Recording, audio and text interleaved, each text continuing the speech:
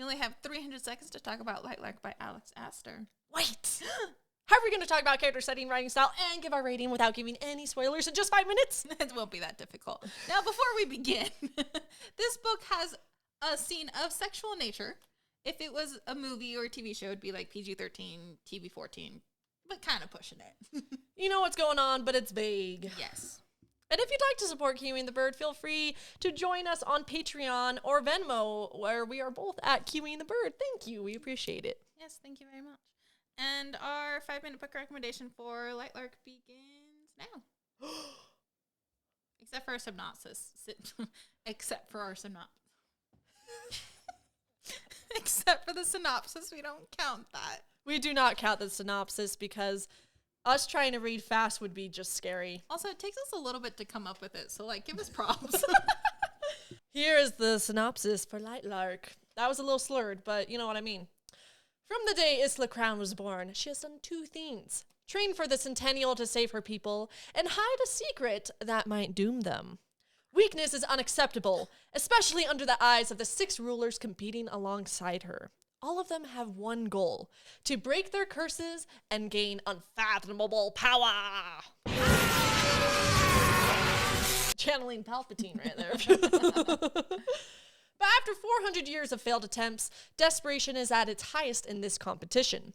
A divine prophecy will force everyone to work together, even as their own motivations push them apart. Isla thought she was prepared for every single possible outcome until 2 rulers, opposites of each other, threatened to ensnare her wild heart. With betrayal acting as the most deadly weapon, only fate and lies can decide who will be powerful and who will be left powerless. Woo woo. Timer starts now. Our main protagonist is Isla, and we would describe her as beautiful, impulsive, and ardent. Tay, what did you think about our protagonist? I think that for our protagonist, we've had this note before in a few different books, but I wish that Isla had a few more distinct characteristics that were a little bit easier to pinpoint.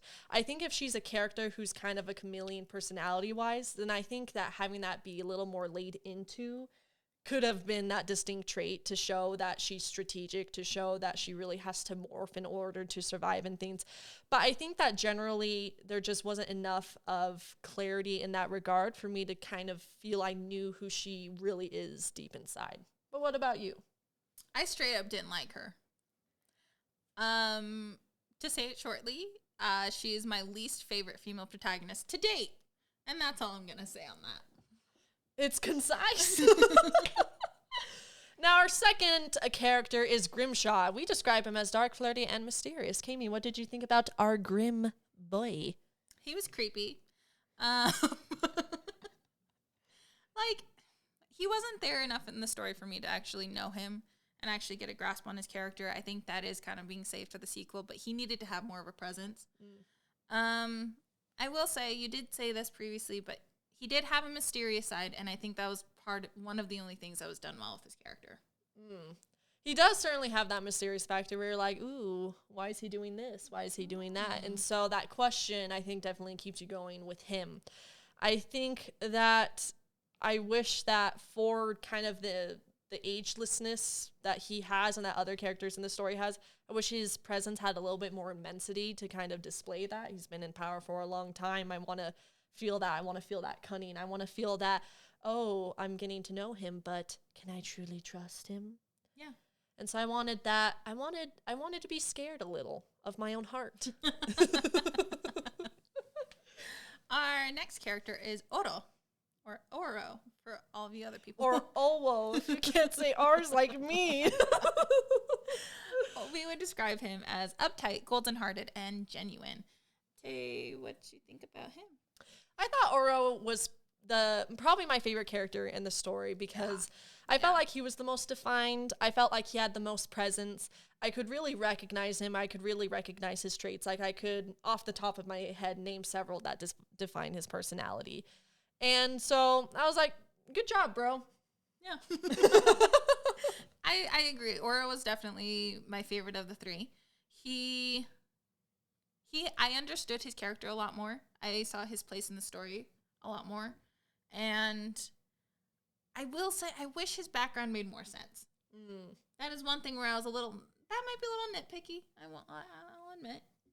But his background, I was literally just like, okay, but why?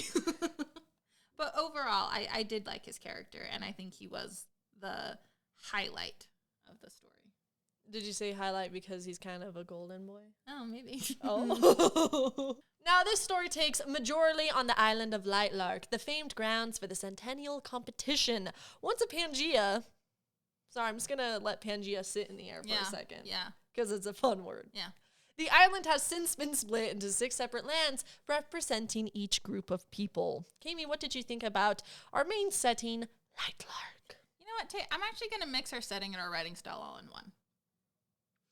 Because I think they do directly correlate in this story. They do have a correlation. They do in most stories, but particularly in this one.